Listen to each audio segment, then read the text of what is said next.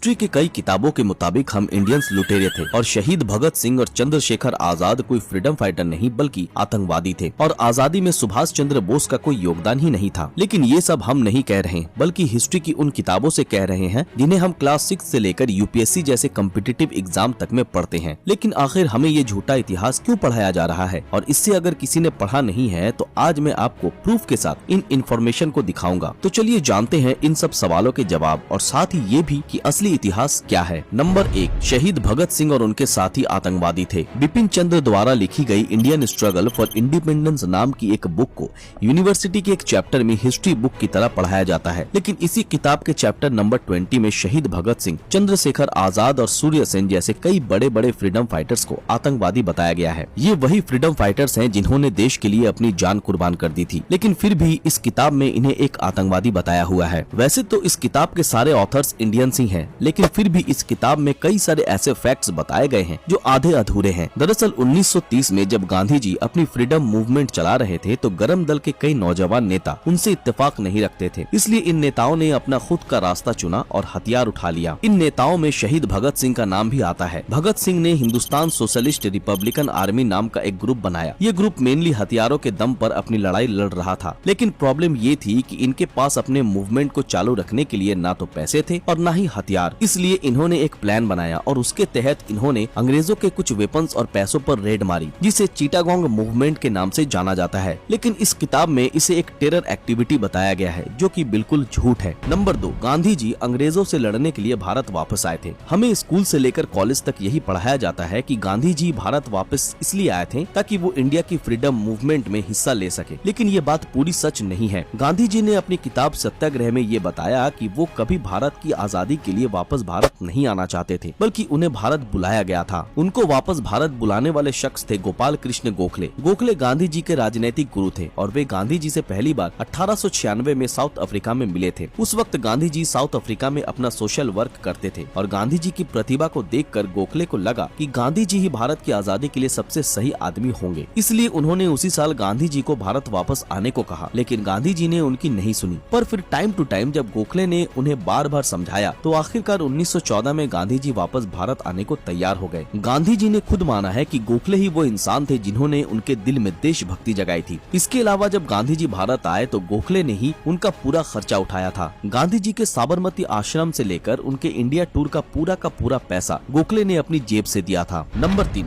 गांधी जी एक बूढ़े गरीब आदमी थे। अक्सर हम हमारी किताबों में पढ़ते हैं कि गांधी जी बहुत ही सिंपल लाइफ जीते थे। ये बात सच है, लेकिन गांधी जी की इस सिंपल लाइफ को जीने में भी बहुत ज्यादा पैसे खर्च होते थे। फॉर एग्जाम्पल, गांधी जी जब कहीं पर ट्रैवल करते थे तो वे आम नागरिक की तरह ट्रेन के 3rd क्लास में बैठते थे, लेकिन 3rd क्लास में बैठने के कारण सरकार को उनकी सिक्योरिटी में बहुत मशक्कत करनी पड़ती थी और उनके लिए पूरा डब्बा बुक करना पड़ता था, जिस कारण सरकार का खर्चा कई गुना बढ़ जाता था। इसके अलावा गांधी जी जब साउथ अफ्रीका से वापस आए तो उन्होंने अपने आश्रम के तौर पर एक शानदार से बंगलो को चुना, जो दिखाता है कि गांधी जी एक गरीब आदमी तो बिल्कुल भी नहीं थे, जो कि हम जनरली पढ़ते हैं। नंबर 4, क्या भारत को सच में गांधी जी ने ही आजाद करवाया था? साल 1947 में ब्रिटिश प्राइम मिनिस्टर क्लेमेंट एटली का जब जज जस्टिस पीबी चक्रवर्ती ने एक इंटरव्यू लिया और उनसे पूछा कि क्या अंग्रेज इंडिया को सिर्फ गांधी जी की वजह से ही छोड़कर गए थे, तो इस पर एटली ने थोड़े से सरकास्टिक तरीके से जवाब देते हुए कहा कि नहीं, भारत की आजादी में गांधी जी का योगदान इतना ज्यादा नहीं था, बल्कि सबसे ज्यादा योगदान सुभाष चंद्र बोस का ही था। एटली की तरह ही उस वक्त के कई और ब्रिटिश ऑफिसर्स का भी यही मानना था कि भारत को आजाद करने में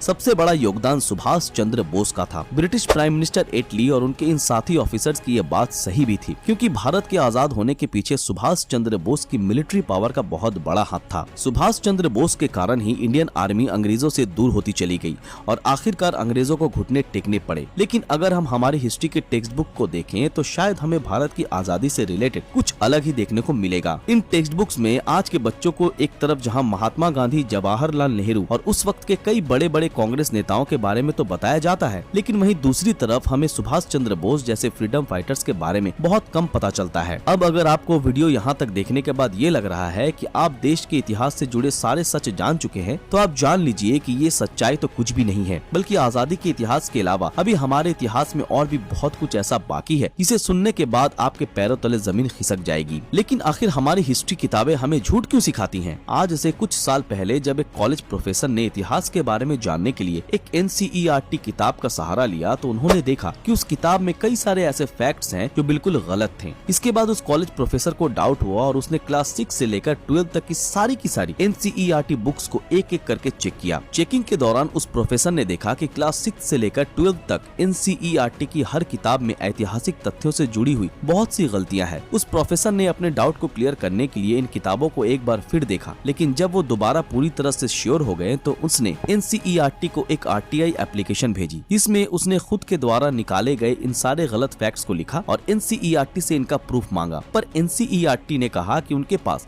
इन फैक्ट्स से जुड़े कोई सबूत और रेफरेंस नहीं है। NCERT की इन हिस्ट्री बुक्स पर मार्क्सिस्ट आइडियोलॉजी रिफ्लेक्ट होती है। NCERT की क्लास 6 की हिस्ट्री बुक में एक चैप्टर में ऋग्वेद का रेफरेंस लेते हुए ये बताया गया है कि एंशिएंट टाइम में जो ज्यादातर लड़ाइयाँ होती थी वो जमीन और पानी के लिए होती थी, और लड़ाई के बाद जो भी दल जीतता था उसका लीडर लूटी हुई चीज को सभी लोगों में बराबर बांट दिया करता था। लेकिन इस किताब में लिए हुए रेफरेंस पर डाउट होता है, क्योंकि इस किताब में ऋग्वेद के बारे में लिखा गया है, लेकिन ऋग्वेद में ऐसी कोई भी बात लिखी हुई नहीं है, जो कि एक फॉल्स क्लेम है। इसी तरह कई और भी लोगों को जब NCERT की इन किताबों पर डाउट हुआ और उन्होंने NCERT से इनका रेफरेंस मांगा तो NCERT ने कोई भी क्रेडिबल रेफरेंस देने से मना कर दिया। NCERT की इन बुक्स में गलत फैक्ट होने के पीछे का सबसे बड़ा कारण है इसके ऑथर्स। इन किताबों को लिखने वाले ज्यादातर ऑथर्स JNU, अलीगढ़ मुस्लिम यूनिवर्सिटी और दिल्ली यूनिवर्सिटी से बिलोंग करते हैं, और इनमें से भी जो ज्यादातर बड़े ऑथर्स हैं वो JNU के सेंटर फॉर हिस्टोरिकल स्टडीज से बिलोंग करते हैं। अब इस बात में कोई परेशानी नहीं है कि कोई भी ऑथर किसी पर्टिकुलर यूनिवर्सिटी से बिलोंग करता है, लेकिन प्रॉब्लम इस बात से है कि JNU का सेंटर फॉर हिस्टोरिकल स्टडीज 1970 में बना था और उस वक्त इंडिया में लेफ्टिस्ट आइडियोलॉजी पावर में था, और क्योंकि किताब लिखने वाली इस कमेटी के ज्यादातर ऑथर मार्क्सिस्ट या फिर लेफ्टिस्ट विचारधारा से संबंध रखते थे, इसलिए इन किताबों में फैक्ट्स को तोड़ मरोड़ के बताया गया है और इन्हीं ऑथर्स द्वारा लिखी हुई किताब स्कूल से लेकर कॉम्पिटिटिव एग्जाम तक काम आती है। फिर बाद में जब NCERT ने इन हिस्ट्री बुक्स में बदलाव करने की तैयारी की, तब भी बड़ी बड़ी यूनिवर्सिटीज की इन कमेटीज ने